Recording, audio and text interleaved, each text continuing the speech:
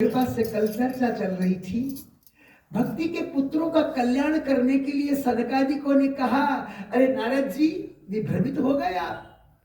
श्रीमद् भागवत महापुराण क्योंकि भगवान के गुणानुवाद का वर्णन करता है। ये वेद व्यास जी ने भगवान के प्रेम में डूब करके लिखा है।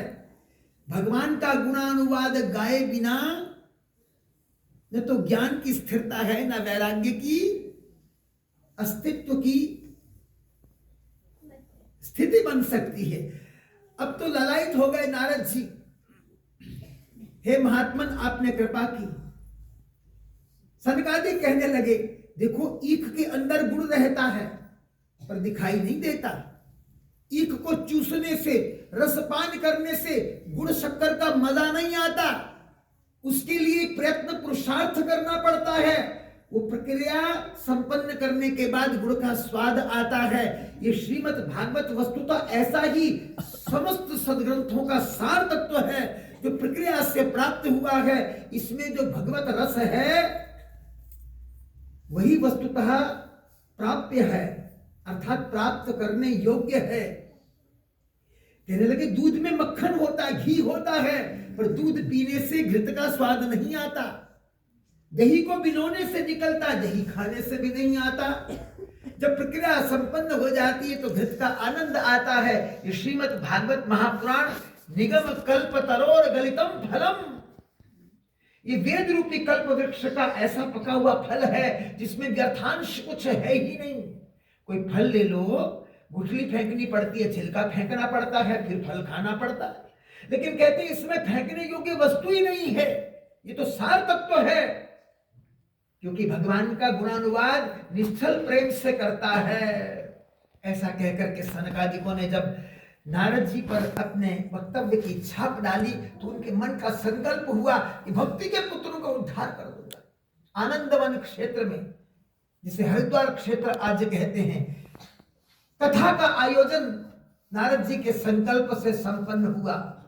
दूर दूरांत से ऋषिगण आए, श्रोतागण आए, भक्तजन आए, स्वयं भक्ति पधारी। और फिर क्या हुआ, जब कथा विस्तृत हुई सनकादिकों के मुख से तो भक्ति आनंदित हो गई, क्योंकि उसके पुत्र ज्ञान और वैराग्य जीवित हो गए। देखो कथा का उद्देश्य क्या है, ज्ञान और वैराग्य को जीवित करना। और हम क्या करते हैं, कथा का उद्देश्य क्या बनाया, उछलना, कूदना। देखो जा कहां रहे, लेने को क्या आए थे और लेके क्या जा रहे हैं। महात्मा कबीर ने ठीक लिखा, आए थे हरि भजन को, ओटन लगे कपास। लक्ष्य का पता नहीं है। भक्ति का कल्याण हो गया, भक्ति बीच में आकर झूमने लगी, लोग काना फूसी करने लगे, ये कहां से आ गई, ये कहां से निकली। सनकादिक कहने लगे, अरे ये कथा के मर्म से निकली, ये कथा के अर्थ से निकल आई। जो जो कथा का प्रतिपादन हुआ, चित्त पर प्रभाव पड़ा, वो भाव बने, उन भावों के अंदर से भक्ति निकल आई। भक्ति जमीन पर नहीं घूमती। मेरे जैसे बहुत से वक्त ये कहते वृंदावन में भक्ति रो रही थी। अरे वो तो प्रतीकात्मकता है, यही वृंदावन है, यही ज्ञान और वैराग्य मूर्छित हैं और यही भक्ति रो रही है। उस भक्ति को प्रसन्न करना है तो ज्ञान और वैराग्य अंतःकरण में जागृत करने होंगे। ये कथा पूर्ण होती तो उसके बाद कह दिया सनकादिकों ने, नारद जी ये कथा तो सचमुच ऐसी कथा है, केवल भक्ति को प्रसन्न नहीं करती, ये साधारण से साधारण जीवन को लौकिक सुख भी प्रदान कर देती है। हाँ, कितना पाप करने वाला क्यों ना हो, कितना दुराचारी क्यों ना हो, सबका कल्याण कर देती है। बोले महाराज ऐसी भी कोई कथा है क्या, हमें भरोसा हो जाए, विश्वास हो जाए। तो सनकादिक कहने लगे क्यों नहीं। तुंगभद्रा नदी के तट पर एक आत्मदेव नाम का ब्राह्मण रहता है। वो ब्राह्मण संपन्न है, ज्ञानवान भी है। हाँ, शास्त्रों का ज्ञान उसको है, परंतु वो ज्ञान केवल बाह्य बुद्धि तक है। संपन्नता के होते उसके घर में पुत्र नहीं है, लालसा है संतान की। शास्त्रों का अध्ययन करने के बाद भी वो लालसा मिटती नहीं, क्योंकि अहम खड़ा है, मैं विद्वान हूं। जब तक मैं की सत्ता बनी हुई है तब तक मैं और फिर मेरा, अहम और मम, अहमता और ममता ये खड़े हैं भाई। ये तो समर्पित होना पड़ेगा ना गुरु चरणों में आकर के। अब वो व्यक्ति क्या करता है, ब्राह्मण बहुत उपाय करता है।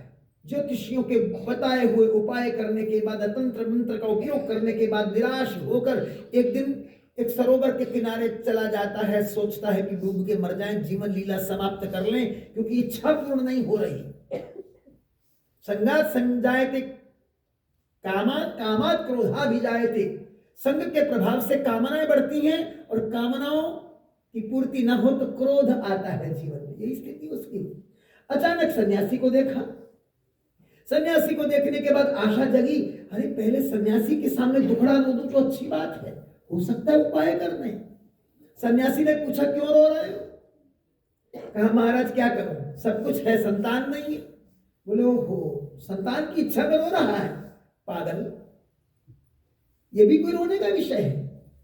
बोले महाराज आप देखिए ना मेरे भाग्य में संतान है या नहीं। संत ने उसका मस्तक पढ़ के कह दिया, 7 जन्मों तक संतान का मुंह नहीं देख सकता। पूर्व जन्म में बोया नहीं तो काटेगा कि? अरे ये तेरे लिए लाभकारी है, छोड़ इस जग जंजाल को। क्या करेगा? संतान के द्वारा संताप भोगेगा। हरि नाम का भजन कर, संन्यस्त हो जा, परमात्मा के नाम में आनंदमय हो जा।